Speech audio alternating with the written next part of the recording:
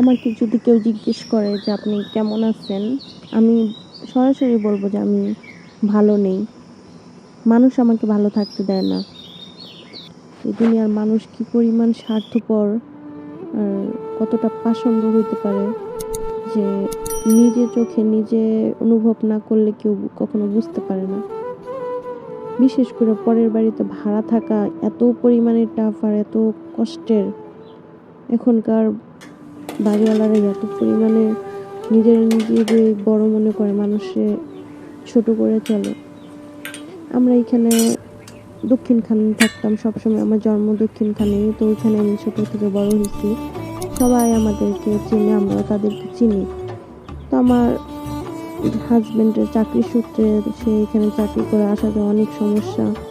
আবার অনেকেই জানে যারা দক্ষিণখান থাকে যে সিটি কর্পোরেশন বা সরকার থেকে যে রাস্তাটা মেরামতের কারণে রাস্তাটা পুরোটা খনন করা হয়েছিল, যে একদম হাজি ক্যাম্প থেকে একদম কাঁচকুড়া পর্যন্ত।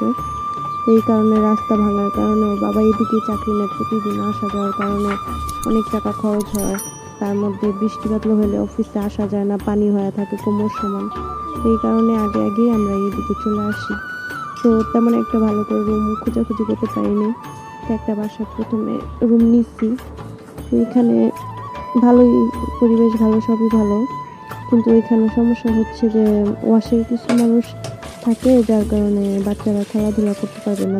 দিনের বেলা ঘুমায়, রাতের বেলা ডিউটি করে, দিনের বেলা ঘুমায়। 7 দিন দিনে 7 দিন রাতে। তো এই কারণে আমার বাচ্চা তো দিনের বেলা খেলাধুলা করবে, এটা স্বাভাবিক। তো এখানে একটু বাড়িওয়ালা বলতো যে না, দিনের বেলা চুলাফেলা করা যাবে না, তো রাতের বেলা কেমনি চুলাফেলা করবেন। তো প্রথম 3-4 মাস খুব কষ্টে ছিলাম। তো এই যে বাইরে নিয়ে বাচ্চাকে নিয়ে দিনের বেলা হাঁটাহাঁটি করতাম, রাতের দিকে রান্নাবান্না করে সারাদিন চলতাম। তো এইভাবে তো আর সম্ভব না।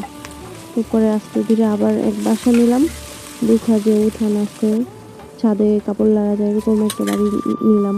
খেলাধুলা করতে পারবে, আবার ভিতরেই রান্নাঘর, সব কিছু দেখে নিলাম।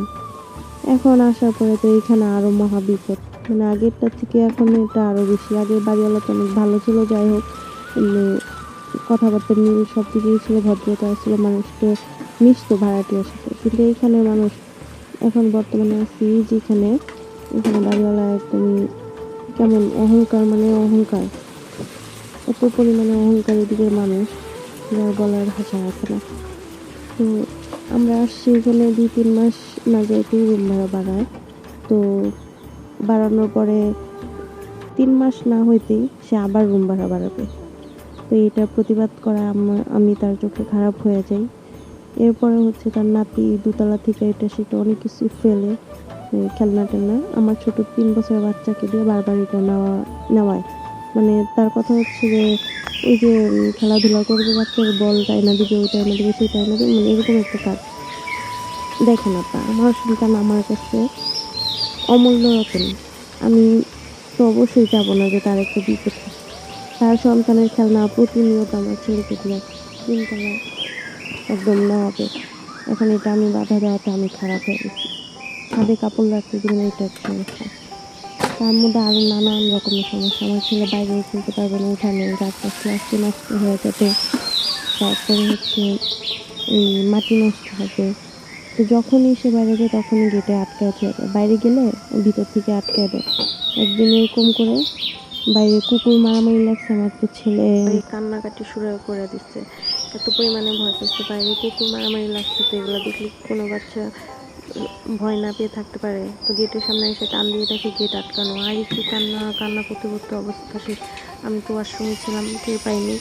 তারপরে হঠাৎ করে কেন যেন মনে হলো যে বাইরেও কেউ কান্না করতেছে, অনেক জোরে কাঁদতেছিল। তারপরে দৌড়ায় এসে দেখি যে এরকম অবস্থা, গেট আটকায় রাখছে, আর বাচ্চাটা আমার বাইরে এরকম কান্নাকাটি করতেছে। তারপর এসে গেটটা খোলা দেওয়া যায় না।